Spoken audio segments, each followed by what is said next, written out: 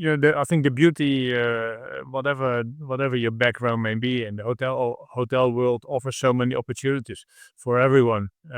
So I think it's quite easy to get started in the hotel business, and then at the end of the day, it's up to you how far you want to go, or how far you want to take it.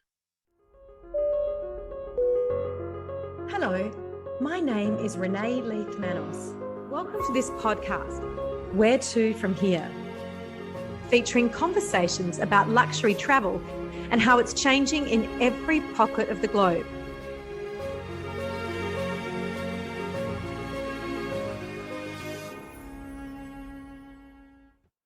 Hello there, my name is Renee Leith-Manos and you're listening to the podcast Where to From Here. Today we're going to Hong Kong, that bustling, fantastic city, and to a beautiful hotel, the Harry. I was fortunate enough to stay there with my daughter, I think about 1.5 years, 2 years ago now. We had the most beautiful stay. The hotel is in a gorgeous, easily accessible location, and the general manager is fabulous, Edward Snoeks. He's here with me today. And the hotel has beautiful rooms, so beautiful that in my business designing homes here in Australia, I designed my daughter's bedroom around the very room and suite that we stayed in the hotel. It also had some fantastic food and beverage, a beautiful outdoor balcony, and really we had the most beautiful stay. In fact, Edward, my daughter says, when are we going back to the Harry? So you can take us through it now. Welcome to the show. Thank you very much, Renee. Great being here with you. Thank you so much. Yes, it's lovely to see you again. And you. It's been almost 2 years, I think it's been, that Yes, you well, we were were here. there when it was cold. It was quite Yeah, cold. January. Yes, yeah, and it was just a beautiful hotel, as I said in my introduction. And Ah, tell us great. about Harry, about the hotel group, because I also know the beautiful hotel that you have in Chelsea, London. Correct. Yeah, so actually the one hotel in London was the first Harry that opened or rebranded and relaunched, I should say, about 7.5 years ago, I think. So this is a bit smaller scale. It has 85 rooms, fantastic location, and a beautiful design. And of course, there's always been the objective of the owner, Dr. Aaron Harry Lella, to bring the brand back home, so to speak, because the family is from Hong Kong. And that's what eventually happened about 4 years ago. So we're currently in our 5th year of operation, and this hotel opened with 210 rooms, opened in December 2020. And was that purpose built for the Harry? Yes, this was, yeah. So this And is a talk us through new. the hotel, because I loved it. One of my favorite things with my daughter was returning home and sitting on the lounge. Your staff was so gorgeous to us, and we'd sit there. I'd have a beautiful red wine, and she'd have a cake, and we'd just sit there in Yeah, the sort of lobby area in the environment of a yeah. hotel. It was just so calm but luxurious and just perfect. Yeah, so this is exactly what we wanted to be. Whereby the guests use the lounge as a place to work, a place to meet, having a drink, buy to eat, and this is a very social space. So it's beautiful design. There's a lot of layers in the design. There was a lot of books. We have a lot of different fabrics, materials. Um, at first glance, it's not what it is. There's many things to discover there, so that people feel very, very comfortable here. And luckily, as you say, I mean, the staff is fantastic. They do a great job. The best thing I think about our staff is that they're very natural. So it's not the cookie cutter 5-star hotel experience, but maybe we do have standards, obviously, where you have to exactly follow the steps, and there's no room for personal or input or aspects there. So I think the staff feel very comfortable in their role, and that reflects on the service standards. And it felt like a boutique hotel when we stayed there. How many rooms do you have? 210, but it's Yes, exactly it's a lot. It because of doesn't the. feel like that when you're Yeah, staying there. exactly. So it's exactly because of the design and the also the reception where you check in, you sit down. There's 2 desks, which is also part of the lounge. It's all very informal and very relaxing. So it feels a bit boutiquey, especially on the first floor where we have the lounge and we have the Italian restaurant, and it's just a great space. Yeah, wow.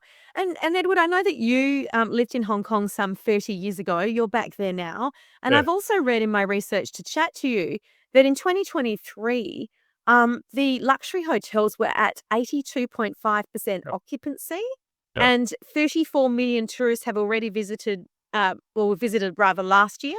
Yeah. So what is the feeling like in Hong Kong now? And why did you go back?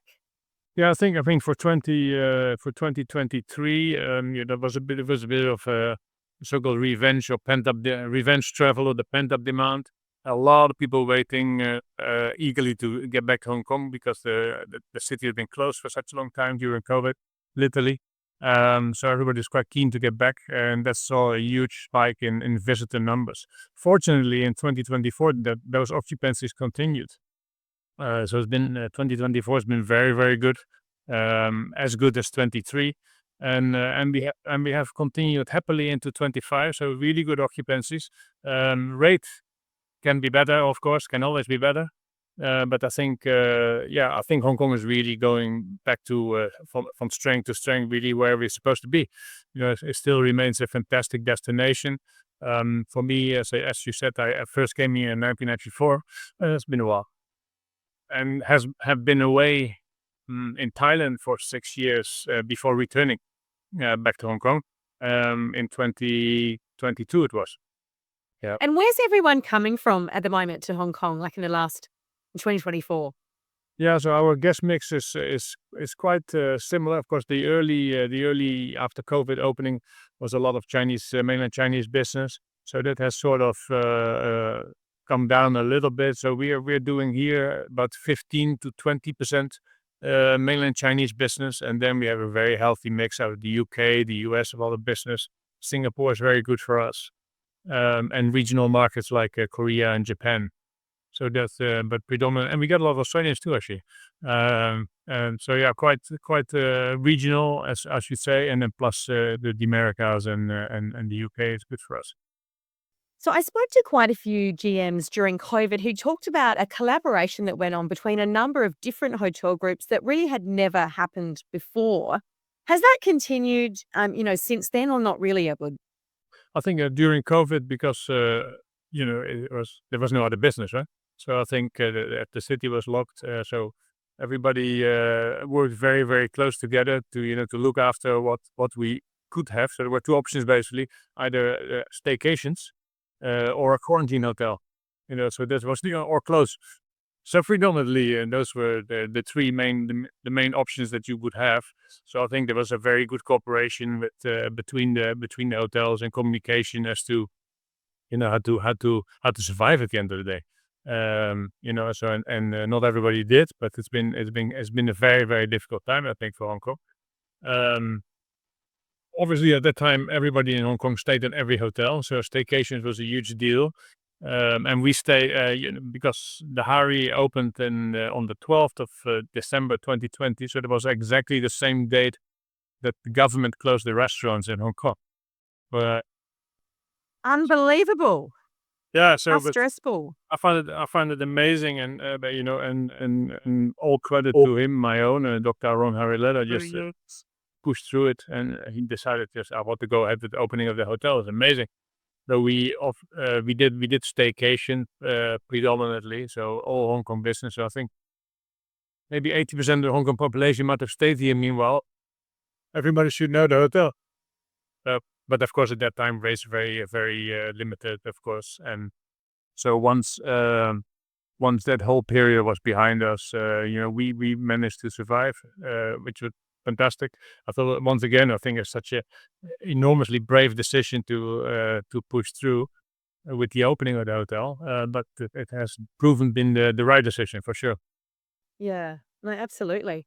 And just talking about you, I mean, you studied at Cornell, which is one of the most prestigious places One to go to part I did. hotel school. I Sorry. did a few certificates there. Yeah. Yeah, yeah. And what was it that made you go into hospitality? And where was the turning point to go into luxury, the higher end of hotels? I think for me, the starting point, first of all, my parents used to have a hotel when I was very little, so sort of born under the bar, under the billiard table, as we say in Holland. Where was it? I don't know any better. Where was it? Where was the hotel? It was in the center of Holland. Really like a family hotel. So, but then basically after at that time was still mandatory military service. Once I finished military service, I did a bit of job, side works or casual works, if you like, so that, then you work in restaurants, etc. So then that sort of developed into deciding to go to hotel school in Holland. Um, and I think the beauty, whatever your background may be, in the hotel world offers so many opportunities for everyone. So I think it's quite easy to get started in the hotel business. And then at the end of the day, it's up to you how far you want to go, or how far you want to take it. Yeah. And So you for me, started in F&B, didn't you? That was where you got your start? my what? You started in food and beverage? I did start in food and beverage.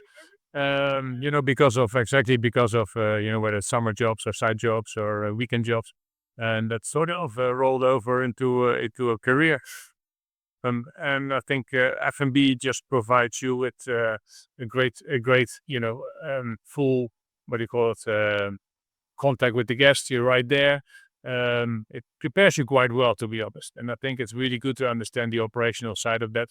Nowadays, I think people starting the hotel career can be anything: sales and marketing, finance, whatever the background is. But traditionally, back in the day, F&B was sort of, when you look at companies like Hilton, and you must start as stewarding or in banqueting, or so it's a must. So the same for me. So that's how it started. And, as I said, it in your own hands how far you want to take the development, right? So in the hotel business, so whether you decide to study, you do other certificate studies or courses, to educate yourself. Absolutely. And how has it evolved, food and beverage specifically? Because I know that, in the hotels in Europe I've been staying in recently, the quality of restaurants and the appeal of all of the food and beverage venues to the local community is just tenfold what it was just a few years ago. Yeah, yeah. I think there's so many fantastic restaurants now, and diverse. And whether you want to eat whatever you want to eat every day on a daily basis, including here in Hong Kong, there's so many choices. And the quality is fantastic. So it makes, whether you have a pasta here in our Italian restaurant Luciola, or you're sitting on the Piazza in Rome, I think the taste is not very different. So this is Yeah, this is I the know, but beauty. I agree with you, but do you think we've kind of destroyed some of the essence because of that? Because it's so interesting, and particularly when you talk about Asian food, because Yeah, Asian food is so particular to the different countries and the different regions even. But you can go to Australia or you can go to England and Europe and sit there and have equal, if not better sometimes, due to the yeah, quality of produce, it's true. Asian food than you can have in Asia. Do you think that's destroying travel a bit? What do you think? Oh, it's still great to have the pasta in Rome, right? Yeah. The wine tastes a lot better there, or anywhere else where you go on holiday. So it's always good. It's definitely good. Travel is a must, right? So I think that will never go away. And that's always the story when you buy a great wine you had on your holiday, and you see it in the supermarket back home, and it's like, oh, this is like a terrible wine. What happened? So, and I think the experience overseas, or when you travel, is so much better. And it's really, yeah, that's something you have to do. You have to do, right? Yes. But the No, that's quality of the absolutely true. the quality of the restaurants, and the choice you have nowadays, it doesn't matter where you are. I mean, the food is just, Yeah. in general, is just very, very good. Yeah, that's a really good point.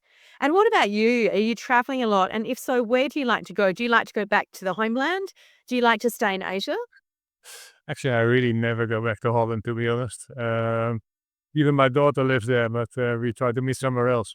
Yeah, so not too much family there. I have some, but not too much. I mean, of course, being based in Hong Kong, there's a lot of advantages here. But you're a few hours away from Japan. You're a few hours away from Korea, Vietnam, Thailand, even Australia is like 8 hours away.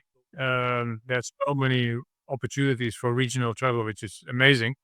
Um, so that's a good reason to stay around here. But we do like to go to Spain. So I've been there. Actually, 2 weeks ago I was in Spain, Where um, were you? in Valencia. Oh, Yeah. beautiful part of the Yeah, we world. love it. We love it. So we go there regularly, I should say, but that means twice a year. So yeah, How fantastic. yeah, yeah. And why do you think Southeast Asia and Asia is having such a moment globally? And it's not just travel, right? I mean, economically, geopolitically. I think it's there's a lot of things happening. All the new hotels are. I mean, Dubai aside, let's say, because there's a whole separate chapter, I think. But besides that, I think there's so many hotel openings here in Asia, and of course, as we know, the service levels are amazing. So the experience and the relative cost is not it's not that high to go to have a wonderful 5-star hotel experience. You don't have to do this arm and a leg like you might need to in when you go to London or you go to anywhere in Europe for that matter, for the same experience. So the quality, the food, the friendliness of the staff, the service level, the weather, of course. There's a ton of reasons why Southeast Asia is doing so well. You can see what's happening now in Vietnam, for example, Thailand as well. It's just booming because there's so much to discover, and it's a completely different culture. If I live in, let's say, I don't live in Holland. If I live in Holland and I go to Germany or France, not much difference, eh? If I live over there and I go to Indonesia or I go to Vietnam, that is a very, very interesting experience. I think Yeah, that's it's where the drastically appeal is. different. Yeah, it's completely different. Yeah. And it's interesting, isn't it, that Thailand is having a big moment. I mean, Bangkok specifically Yep. is just such a, everyone wants to go to Bangkok. Capella, Bangkok was named the best hotel in the world recently. You were there for quite a few years in Thailand, yeah? Yeah, I was there for 7 years, almost 7 years. Mm. So yeah, And which property were you at? I was at the Okura Prestige in Bangkok. Then I did the pre-opening for the Sinthorn Kempinski. That then didn't happen with COVID and everything else. And then I know you spoke with Mark previously. Then I did the opening of the Emilia in Chiang Mai. Yes. Um, Oh, beautiful. And how was your experience in Thailand? And why do you think that country specifically is flavour of the month, for want of a better phrase? I mean, the service levels are out of this world. I think the Mm. quality of the staff is wonderful. The friendliness. Besides that, the food is amazing. I think everybody loves Thai food. I think I've never met anyone who doesn't like Thai food. And it's just a very charming place to be. I think if you actually live there, then you can see things. Okay, but if you're certainly if you're visiting or a tourist or traveling through Thailand, it's a great experience. It's such amazing culture and fantastic things to see. Beautiful people, wonderful food, great place. Yeah, no, I agree with you. I mean, I would say the same. I lived in Jakarta, Indonesia for a number of Nice. years, and I would say the same. I think Indonesia is a spectacular country. I loved living in Jakarta. It's brilliant. But when you live there, it's very different to when you travel there, even if you Yeah. take somewhere like Bali, which is massively popular with tourists globally. But Mm. living in Bali, vastly different to holidaying there. Yeah, yeah, I can imagine. Yeah, yeah, yeah. Yes. And Very tell me interesting. about wellness in Hong Kong. Are you Yeah. seeing at the Harry a much greater demand? And what are people looking for in terms of health and wellness when they come and stay with you? I think Hong Kong is no one upset anybody, but we're a little bit behind the curve there in Hong Kong. I feel. I think we're still very much spa and gym focused here in Hong Kong. Quite traditional, I feel. And so I think the whole wellness aspect, like you see, for example, Vietnam or Thailand or Indonesia, of course, is definitely not as much on the forefront here in Hong Kong as it is over there. Um, we do get a lot of inquiries about it. We try to do the menus and everything in the restaurant to have the whole wellness aspect of that, of course. But it's not a really big thing as big as elsewhere here in Hong Kong, I have to say. So as I said, very traditional spa formats we have here.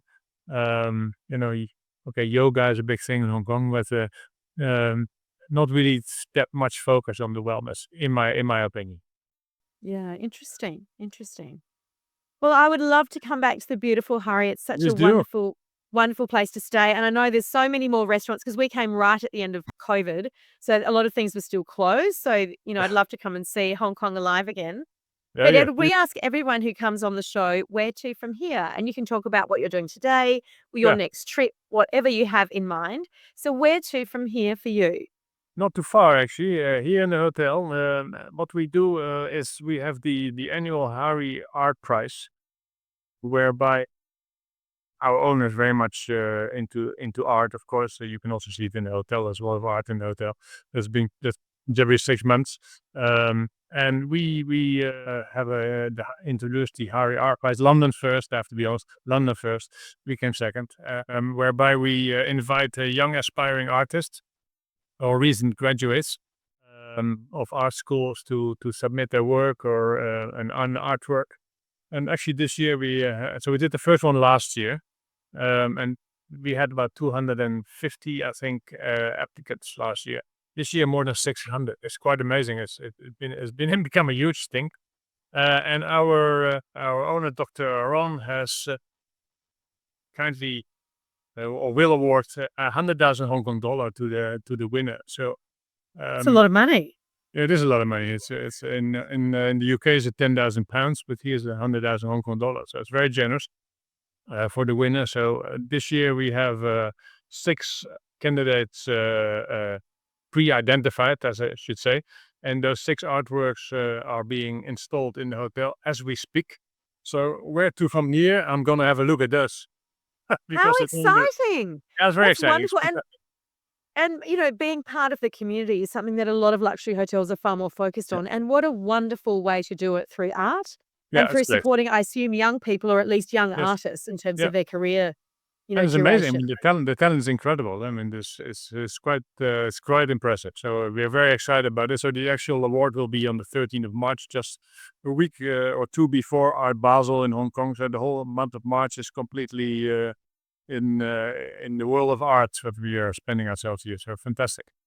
Brilliant. Well, Yeah, enjoy the artwork. I've absolutely loved speaking to you.